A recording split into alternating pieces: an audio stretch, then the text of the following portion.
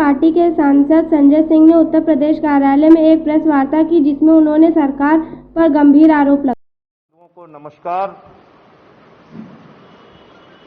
Corona की तीसरी लहर की आशंका के नाम पर उत्तर प्रदेश की सरकार ने, आदित्यनाथ जी की सरकार ने, उनके मंत्री सुरेश खन्ना जी ने, उनके प्रमुख सचिव आलोक कुमार ने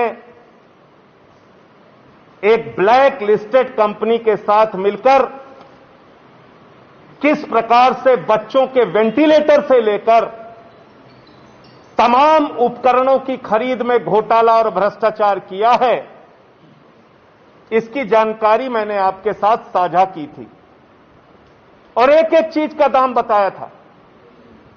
2-2, 3-3 गुने दाम में बच्चों का वेंटिलेटर खरीदा गया, HFNC खरीदी गई, मॉनिटर खरीदा गया अनाप शनाप दाम में। और जब मैंने इस भ्रष्टाचार का खुलासा किया तो मेरे मन में यह था कि सुरेश खन्ना जी एक वरिष्ठ मंत्री हैं, वो अपने अधिकारियों पर कार्रवाई करेंगे, वो इस भ्रष्टाचार का संज्ञान लेंगे। लेकिन पिछले 2 दिनों से जिस प्रकार से उत्तर प्रदेश सरकार के वरिष्ठ मंत्री सुरेश खन्ना जी इस भ्रष्टाचार को डिफेंड कर रहे हैं, मैं दावे के साथ कह सकता हूं, दाल में काला नहीं, पूरी की पूरी दाल काली है। भ्रष्टाचार का हिस्सा अधिकारी से लेकर मंत्री और सरकार के बड़े बड़े लोगों तक पहुंच रहा है। इसीलिए प्रदेश सरकार के मंत्री लगातार डिफेंड कर रहे हैं इस भ्रष्टाचार को और झूठे बयान दे रहे हैं, गलत तथ्य दे रहे हैं। इनका एक प्रमुख सचिव आलोक कुमार, जो इंगित करता है कि इन्हीं कंपनियों से आप खरीद कीजिए, और जिस कंपनी से इंगित करता है खरीद करने के लिए, वो कंपनी महाराष्ट्र में ब्लैक लिस्टेड है और वो कंपनी बिहार के भ्रष्टाचार में फंसी हुई है। ऐसी कंपनी से खरीद करवाता है आलोक कुमार, जो इनका प्रमुख सचिव है। और क्या क्या खरीद करवाता है, उसके जवाब में क्या कहता है? उसके जवाब में मुझे ज्ञान देता है, एक ट्वीट करके कहते हैं, आप संतरे और सेब के दामों की तुलना कर रहे हैं, आप संतरा और सेब की तुलना कर रहे हैं। अब मैं संतरा और सेब की तुलना आज आप लोगों के सामने करना चाहता हूं। मैं एक एक करके बता रहा हूं।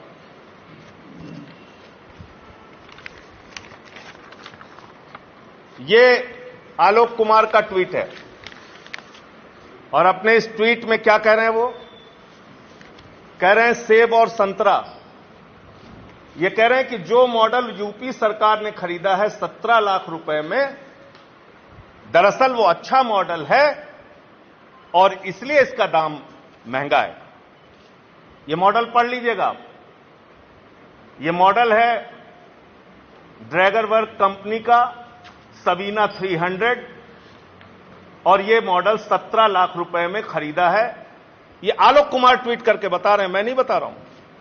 अब आ जाइए, यही सेम मॉडल उत्तर प्रदेश का प्रतिष्ठित अस्पताल KGMC, ये देखिए सबीना 300 मॉडल। ये ऑर्डर लेकर जाइए और आलोक कुमार के सामने ये ऑर्डर दिखाकर उनसे पूछिए। KGMC उत्तर प्रदेश का प्रतिष्ठित अस्पताल, लखनऊ में स्थित अस्पताल, ये KGMC यही मॉडल खरीद रहा है 10,23,200 रुपए में, और ये 50 पीस की खरीद कर रहे हैं। KGMC वाले 50 पीस, वही मॉडल जो आलोक कुमार कह रहे हैं कि आप सेब और संतरा की तुलना कर रहे हैं। दरअसल ये सेब और संतरे का मामला नहीं है, भ्रष्टाचार के बंटवारे का मामला है। ये 17 लाख में जो आप खरीद रहे हो, आप ही का अस्पताल KGMC लखनऊ में स्थित 10,23,000 में खरीद रहा है। नंबर 1। उसके बाद इन्होंने तमाम चीजों की खरीद की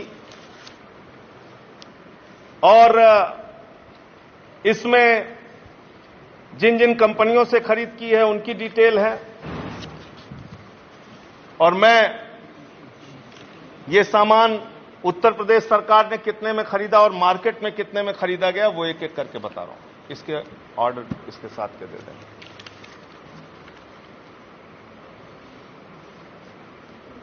देखिए, सहारनपुर में हीमोडायलिसिस मशीन एक खरीदी जाती है। ध्यान से सुनिएगा आप लोग। यह हीमोडायलिसिस मशीन 13,92,000 रुपए में खरीदी जाती है, और जब आप इसको मार्केट में खोजते हैं कि यह मशीन कितने की है, तो यह मशीन 5 लाख रुपए में अवेलेबल है।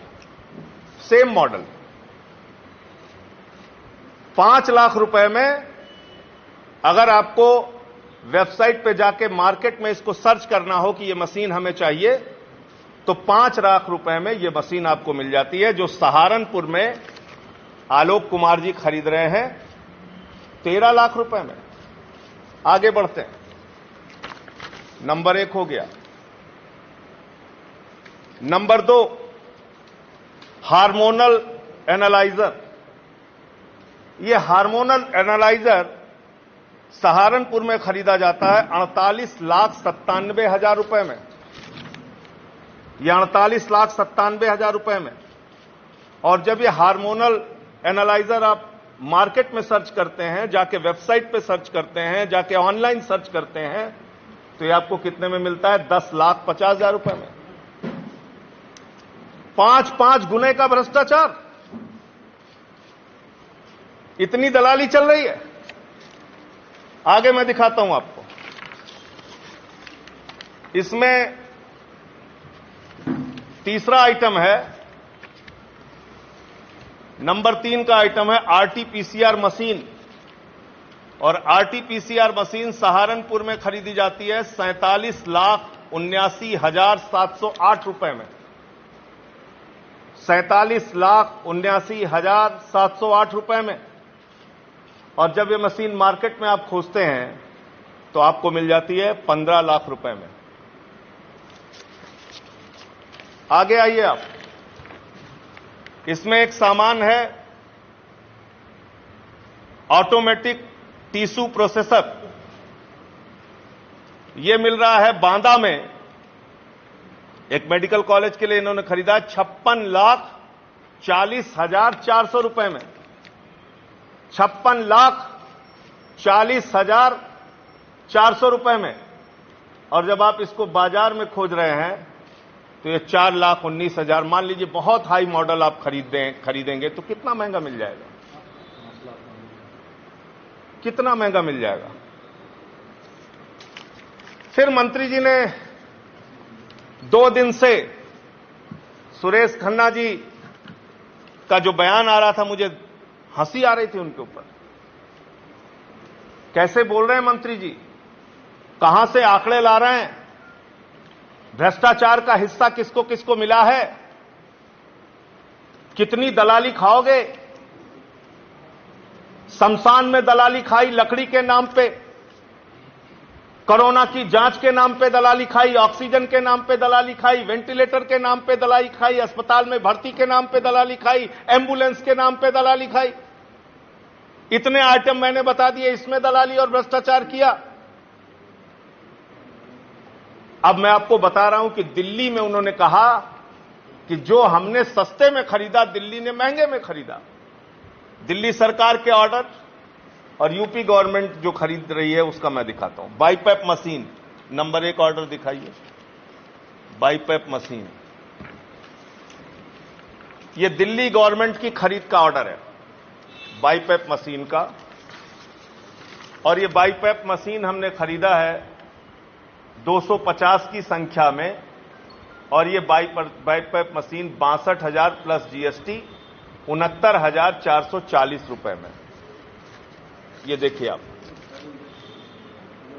और उत्तर प्रदेश की सरकार ने यही बाईपैप मशीन 2,73,000 रुपए में खरीदा है। ब्लैक लिस्टेड कंपनी से खरीदा है। मॉडल सेम है। ये आप देखिए और मंत्री जी को जाके दिखाइए। दिल्ली की सरकार ने 69,000 में जो सामान खरीदा, वो सामान उत्तर प्रदेश की सरकार ने 2,73,000 रुपए में खरीदा और इसका बाकायदा ऑर्डर किया आलोक कुमार ने। ये है सेब और संतरा, ये इनका सेब और संतरा समझिए आप लोग। अब इसमें दूसरा आइटम है एचएफएनसी। एचएफएनसी का ऑर्डर निकालिए दिल्ली सरकार का, ऊपर ही ऐसा है, पहला पन्ना है।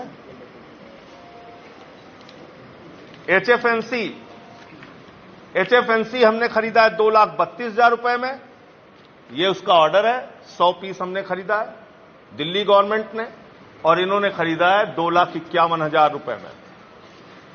ये एचएफएनसी का हो गया। तीसरा सामान निकालिए, नियोनेटल वेंटिलेटर।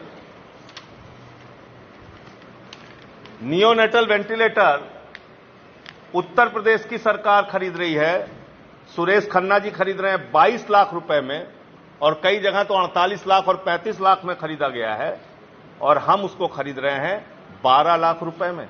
ये दिल्ली सरकार के, दिल्ली गवर्नमेंट का ऑर्डर है। देखिए आप, चौथा आइटम निकालिए, पेशेंट मॉनिटर, सबसे ऊपर ही है मेरे ख्याल से।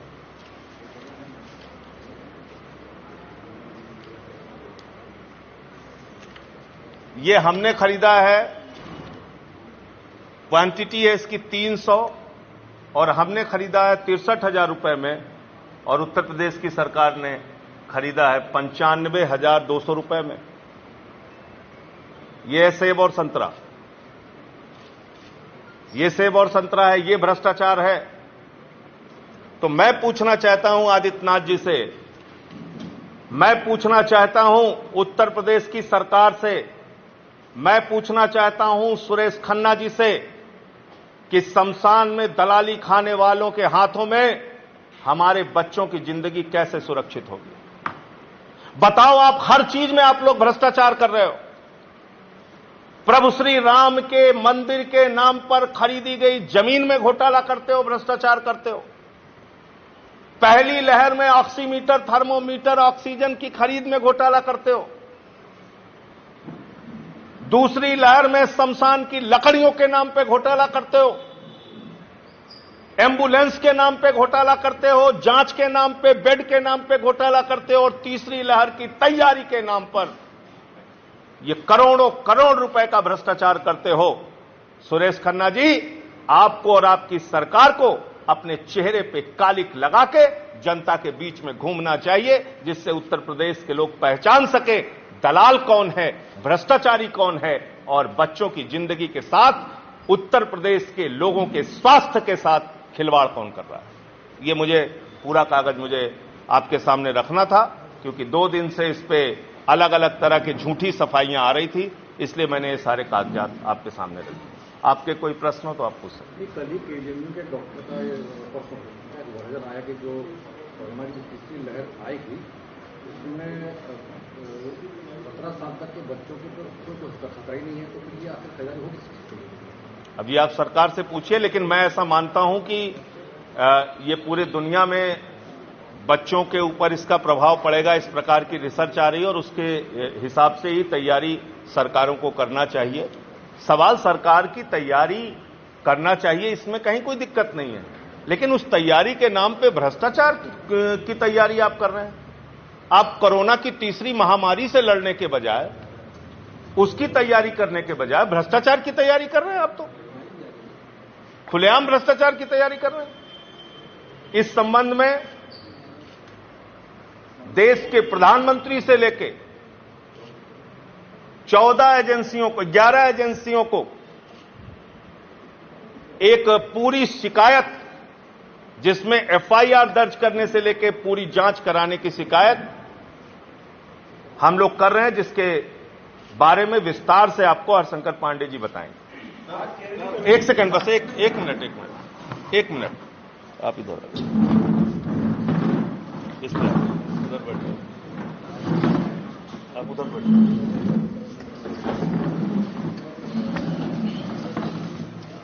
शिकायत किसको की?